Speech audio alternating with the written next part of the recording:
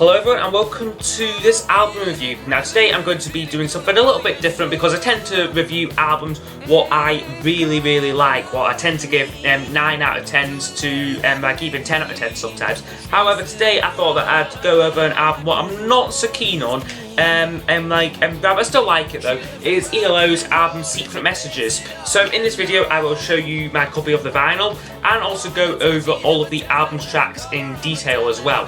So this was their second to last album, released on the 5th of June in 1983. It has quite a complex backstory. Basically, it was originally supposed to be a double album. It had completely different artwork, completely different track listing. Well, I say completely different, but it had basically like another album's worth of songs, of songs, which would later, many of which would end up becoming B-sides, or there's still quite a few ones what are haven't been officially released yet. The original album was supposed to be Jeff Lynne returning to his roots. That's evident in the unreleased songs, there's track Beatles Forever, Jim, his homage to his favourite band, and I can also the track Hello My Old Friend, which was written about him growing up in Birmingham. The original double album though, he was really fed up with ELO by this point, so that's why he wanted to do a double album, to get their record contract over and done with as quick as possible. However, this was rejected by the record company on grounds of cost, so they forced them to streamline this down to a single album, basically picking the best songs from from the double album and put them on the single album. With that, the theme of him returning to his roots was kind of abandoned. Instead, they went more for the Secret Messages kind of that kind of concept where there's a lot of backmasking going on. Again, in response to allegations about their album Eldorado having satanic secret messages, when you play it backwards, it'd be Jeff Lynne. I like to take the piss out of this quite a lot on the basic music, and then he hadn't done that for a while, so he thought that he would just do another one like this. Also, during the release of the album, the long-term ELO bassist Kelly Grocott was fired from the group, and Kelly Grocott also later sued Jeff Lynne as well for unpaid songwriting royalties. So he thought that he was due, but he wasn't really, because it was Jeff's songs and it was really Jeff's group. Commercially though, this album was the start of the end for ELO really. After the #1 album Time in the UK, this only reached #4 in Britain and got to a rather shocking 36 in America. So they really weren't doing that great commercially at this stage. And so now just quickly show you the vinyl edition of it here. Not too much to say about this here. This is just a standard copy of it there. There's the back of it there. Apparently all these these postcards there, they all they're anagrams of the band names there. So that FYJ Fennel is actually Jeff Lynne, as anagram that. I believe that one there is not too sure. Yeah, well, there's Bevan there.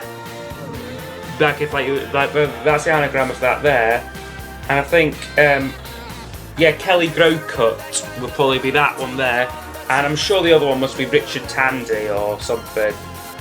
Yeah, but I'm not too sure. But anyway, they're all supposed to be anagrams of all the band members' names on here, and then also the inner sleeve here has sort of these sort of dots and dash Morse code lines on it. Just the lyrics on the inner sleeve, and here just on standard Jet Records label, just stand for all ELO releases. So I'll now go over all the album's tracks.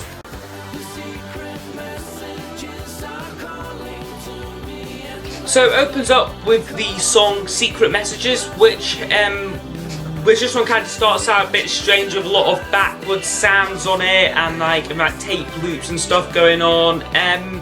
I must say I do like this song. It's probably more the production than anything else. I mean, because the tune isn't that great, the lyrics aren't that great either, but it's the production. Like, had anyone apart from Jeff Lynne actually produced this song, then I don't think it would have been as good. But certainly the actual sound of this one, it sounds really good, but it's just the actual song, if you were to maybe do an acoustic version of it, say, I mean, it would be nothing really. But it's the actual sound, the arrangement, what I do like on this track.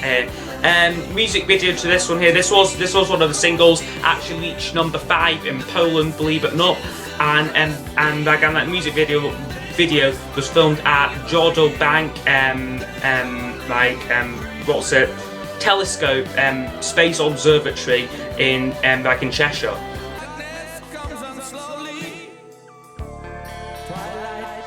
Second track up is called Loser Gone Wild, and this isn't a great song if I'm being honest. Starts off with a sort of saxophone thing, kind of reminds me a little bit of Pink Floyd's Shine On You Crazy Diamond, just like the saxophone part and the actual mood of the first bit off the track. That kind of reminds me of that. But then but this song suffers from, again, weak lyrics, unmemorable tune. And then about halfway through, it just completely changes direction, completely changes time signature. It's basically a different song halfway through it, and it sort of turns into a sort of reggae style, and it's really out of place. I mean, it's not I love songs where there's different parts to it. I love Uncle Albert by McCartney, 10cc and Mandy Fly Me, and I'm sure there's other ELO tracks as well what do as well, stuff Mr. Blue Sky, they all have they're sort of different sections of it, but this one, it just doesn't work. I mean, with this song, it's that's really not that great, and it drags on as well. I mean, it's about 5 minutes long. It's far too long.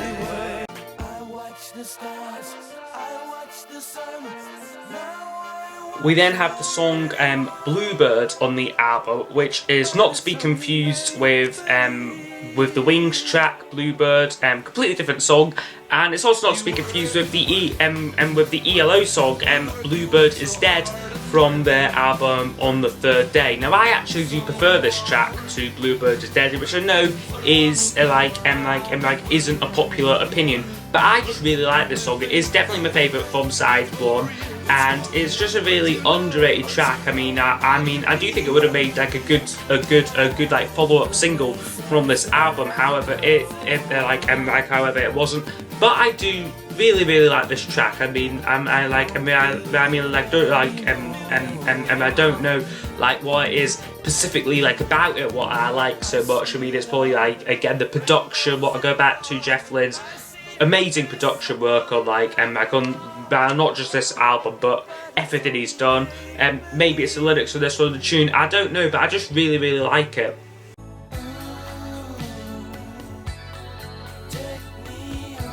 And then side 1 closes with song Take Me On and On, which is kind of boring and sort of meanders along a bit, doesn't really go anywhere. So side 1 overall is patchy at best, I'd say. I mean, it has 2 of the weaker ones on the album, Loser Gone Wild and Take Me On and On, 1 brilliant song, Bluebird, and 1 okay decent song, Secret Messages. So that's side 1, now on to side 2.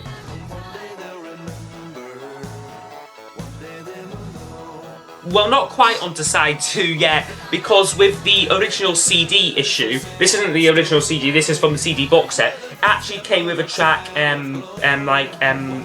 which was Time After Time, and again, on the CD version, this was placed between Take Me On and Four Little Diamonds. So I'll just go over that track right now. So, I do like this song actually, and I do like the verses to this one here, especially the line when he thinks I think he goes one day they remember, one day they will know, that wee bit of the song. And I really like the tune on that bit, but the backing vocals, they're all these high pitched backing vocals going on throughout the song, just sort of repeating time after time like that, and it does get annoying after about 3 or 4 minutes of that. So however, I would say that had he maybe if he reworked this track, then it would have been fantastic. It's almost like the opposite, like Secret Messages, where it's like the actual production what lets it down, but actually has quite good tune and quite strong lyrics as well. So Time After Time is a great song.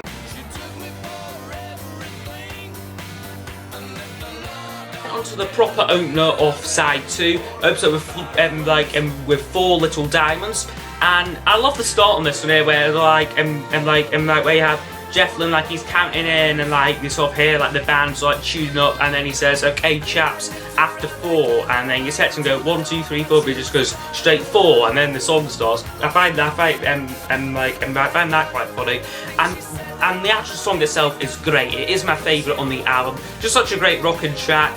And it was the second single from the album, but it was a huge flop. Only got to number 84 in the UK, which is shocking because it is a great song and one of my favourite 80s ELO songs.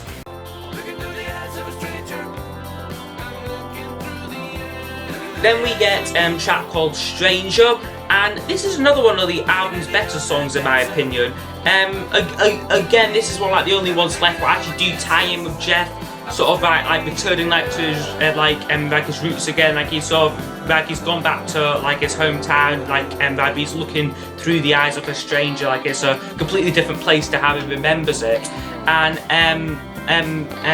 this also was one of the singles as well. Maybe they should have chosen Bluebird as one of the singles, what might have done a little bit better. But this one didn't do too great. Don't believe it charted in Britain, but did get to number 15 in Poland.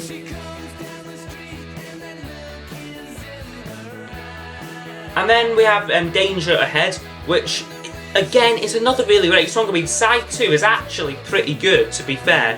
It has this one, Danger Ahead, another fast-paced rocker. Really great favourite of mine, and they're gonna love the production, the lyrics, everything about this song is great. It's a 10 out of 10 for me.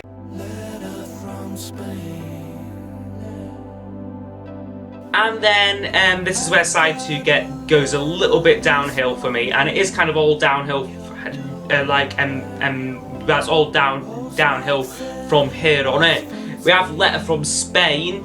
And I do recall James Lack when he, I don't think that he reviewed this album, but he was talking about it, and he called the song garbage, and I have to agree, it really is a waste of time on the album and just does nothing for me at all.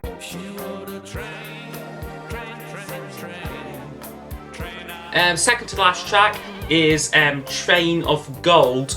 And again, this is another kind of dull song, not much happening here. I mean, they could have done much better. I haven't certainly they could have chosen much better songs to to put on here, from the original double album what they originally had. I mean, if they'd selected a couple of better songs from those sessions, then you would have actually had a much stronger album from it.